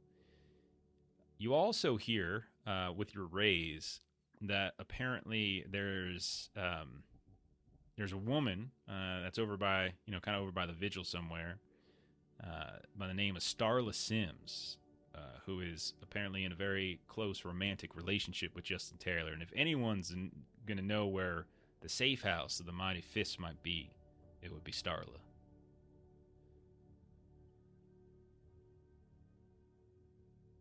Well, Joe's not good at doing the talkie-talkie, so let's go back and let everybody know that, hey, this is what's going on. He's trying to start a union. This is the person who probably knows where he's hiding out. Mm-hmm. Couldn't be. Go with that. So then maybe us three, we can keep an ear out for rumors about Starla. Okay. If you're just listening, roll Well, a I was notice. thinking, Luisa, maybe you can go and give her a visit. Seeing as you are offering relief from the sorrows of this community, I don't think it would be too misunderstood if you would be going around doing such a thing. You could casually mention that we need to speak to this man, and we might be able to help rest the town folk if we do. I do often find that folks such as myself can sometimes move in and about groups without people necessarily paying much of a mind. All right. So then, if that's the case, Luisa, and you're going to be actively talking, you can roll Persuade. Would anybody be going with her and helping her out with this, or is this going to be a solo mission? That's kind of up to you, Luisa. What you want? You want to do this on your own? Because some of us do draw more attention than you do. I not that I mind doing anything with you there, Cletus, but I do think if I'm looking to go without notice, perhaps not so much. And oh yeah, okay. You take the boy with you, say, his paws in mine or something. all right, coming along there, Amian. Sure thing. All right. Go ahead and take a +1 then on your roll. If Amy's going to come around and give you a hand. Talking up stuff. Ooh, that is a 8. Okay. That's a raise. Okay, so you go around, and it's not long before you actually get pointed in her direction. And in fact, when you are pointed in her direction, you notice that she is in regular conversation and seems to be in the orbit of that same woman who came running at Cletus with a baby. And looks like, from what you can tell from a distance, the two of them look to be fast friends. And you can see that, like, Starla seems to be there, kind of holding the baby every now and then, kind of consoling Hetty and stuff. It looks like they're friends. But that seems to be the woman that people are referencing Starla Sims. Yeah, that's Starla right over there. Yeah, she and Hetty, man, they're old friends. They go back when they were kids and such. Brought Cletus with us. That's Luisa- Rand, basically. Yeah. Luisa would actually focus on Hetty first. Okay. And just say, and just kind of all the sympathies, essentially, I heard that your husband is one of the folk that is, Yeah, my poor Davy. Oh, goodness. A lot of my life. I have gotta, I understand I'm probably not the first or the last person who's going to say this to you, but keeping some hopefulness in that heart of yours, you're just putting that strength out there, and there's saying all the prayers that I can for you. You believe there's a heaven, ma'am? I absolutely do. You believe my Davy's going to be going there? I I believe that he'll be staying right here with you. He's gonna be haunting us. He's gonna be a ghost. No. Well, I believe that. And she'll kind of drop her voice a little bit and just say, I do believe that while not everyone is being active about addressing the situation, some folks are. And I'll kind of look off in the direction of Starla and say, I just have to believe in the ingenuity of all of our companions, and that's what gives me hopefulness. All right. You see her eyes kind of raise a little bit. Starla kind of looks up at you, and they both just say, "Yes, ma'am. That sounds. I like your positivity, ma'am." But they don't really say I much just more have than to that. say, you just got the most chubby cheek little one there. Just She looks just like David, my dead husband. no. And Luisa wants to see if she can very kind of without drawing any notice. I want to see, because I know that Cletus sort of riled this little one up. I kind of want to see if I can do like a relief roll, just to see if I can just kind of help, kind of like soothe the little one, just to give mom a little bit of comfort. Okay, yeah. Kind of without being noticed. Yeah, exactly. Going crazy. Yeah, go ahead. Go ahead and roll your fatigue. Let's see here. She's like the rabbit from Monty Python, just flying all That's a 5. So I did. Okay. It definitely soothes the baby, sure. The baby soothes down, kind of quiet, finally starts sleeping. You say, oh, finally I can get some rest.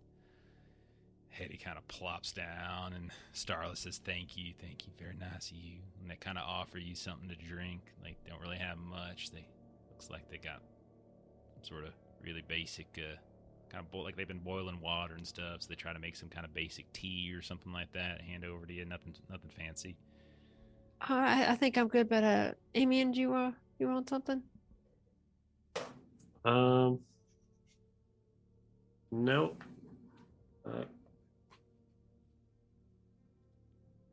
And Luisa will just sort of look at Starla just to see if she got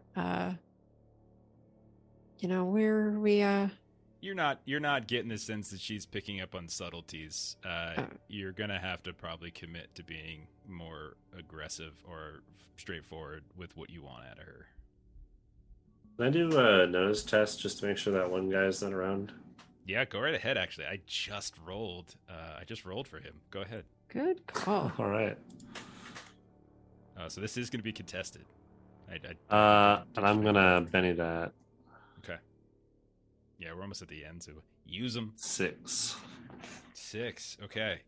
You do, in fact, notice that he has been kind of eyeing Luisa a little bit, kind of following her around a little bit. Not close enough to overhear what you're saying, but you can tell that he, more than once, his eyes has kind of moved up and looked at Luisa. And then, as you are kind of scanning, at one point, you and him, you lock eyes, and he suddenly kind of does with a little bit of a start. You see a sneer kind of come to his face, and you see him turn around and start walking away. All right. I'm glad I did that. Okay.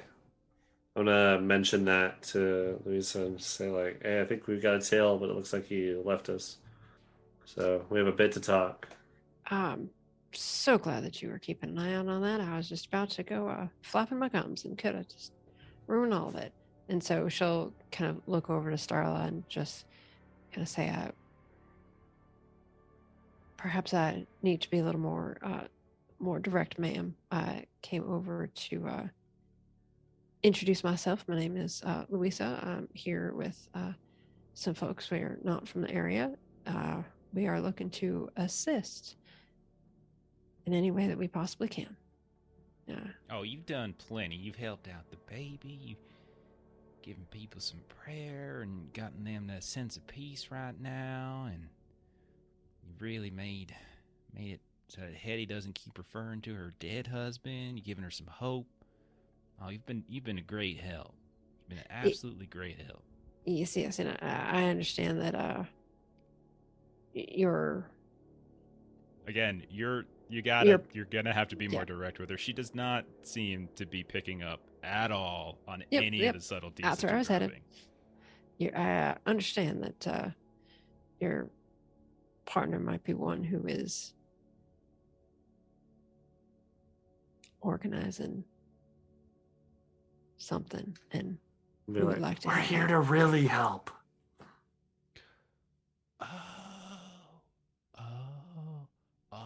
Yeah. She kind of goes through various stages of realization. Yeah. You mean you wanna meet with Justin in the fists? Yes, we do. Yes, we do. Why didn't you just say so? Hetty says that old big Cletus fella is just as sweet as can be, and mean and sweet all at the same time. Is that what all this was? You could have just asked. Well, and my companion here noted that there was someone that was watching us and overhearing, so sometimes subtlety is required. Yes. She kind of looks around. Yeah, Justin and the Fist, they keep a hideout up in the mountains. Only a few of us know where it's at. I am one of them because Justin and I are in love, and he has shown me said hideout. It's a very lovely little cabin space, just a little bit up the slope. We had many a wonderful night there. Well, and Luisa just sort of flushes at this a little bit. This is not a topic of conversation for her.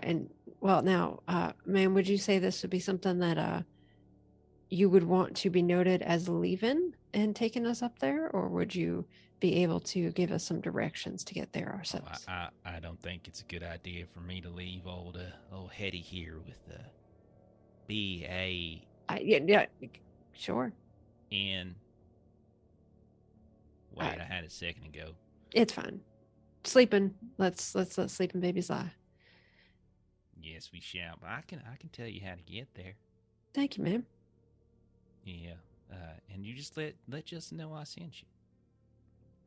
Thank you. And then tell him this, and she just so you'll know it's for me. And she kind of leans over and whispers something just that makes your face even redder and purpler, and you're like all semblance of decency is just sort of like going through and out of your face right now as she embarrasses you. Can I make she keeps it quiet.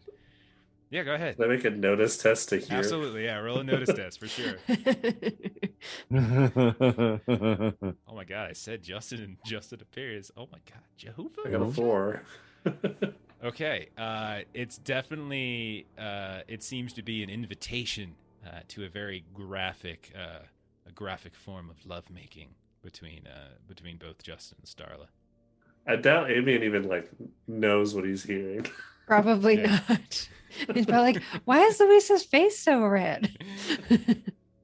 But you do in fact get directions. You get instructions on how to get there. And as the two of you, Luisa's just sort of like, as quick as she possibly can get out of this conversation, she's just going to be like, yep, got it. Yep, left at the 3rd Street, read it.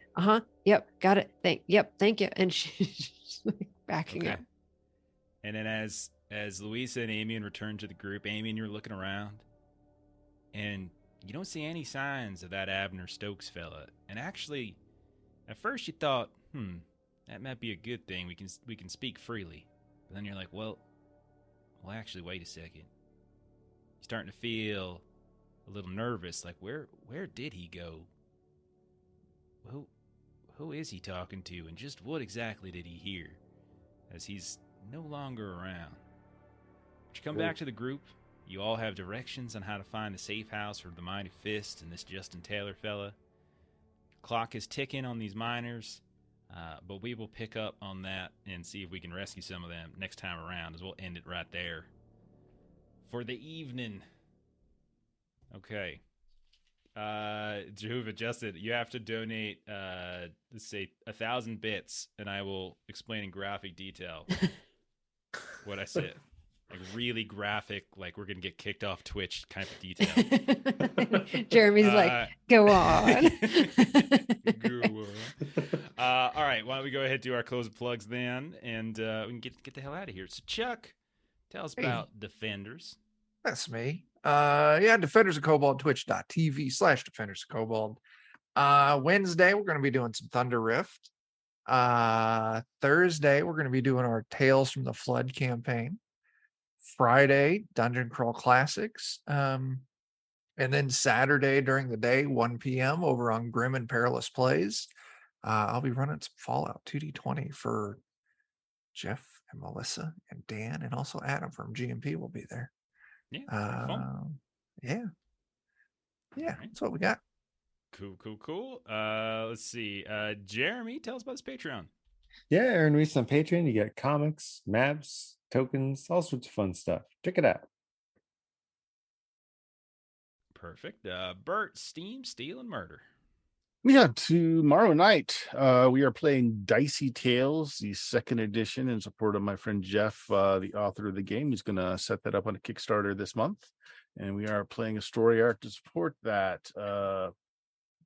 Friday, we've got some BX Dungeons and Dragons. This Saturday, we have the official Goodman Games channel running Weird Frontiers, a horror Western using the DCC system with some of the fine folks that are here tonight. And I think that is all this week. Awesome. I should mention, because it happened in chat and people might not have heard it or seen it, but Dan had a very funny line of the night when I saw it, Dan. That was so good. When she was saying, I thought Davey was dead already, Dan wrote, I am your dead husband. That's what's going to happen. You should do that. I just thought of it immediately. I was like, so funny, man. That was perfect. That was so perfect. Let's see. As for us here at the Lollygaggers, Friday, we got a Mothership. We're back to Mothership, Gradient Descent. So come check that out. Saturday, we'll be doing One Ring Second Edition in the evening-ish after that Fallout game that Chuck mentioned.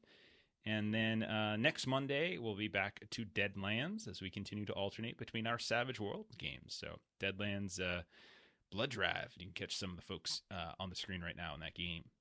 But that's it for us. Thank you to everyone who hung out tonight. Really, really do appreciate it. Thank you to all of you who are watching this later on YouTube or VOD, or maybe in the distant future, maybe listening to this in podcast if I ever get to that as well.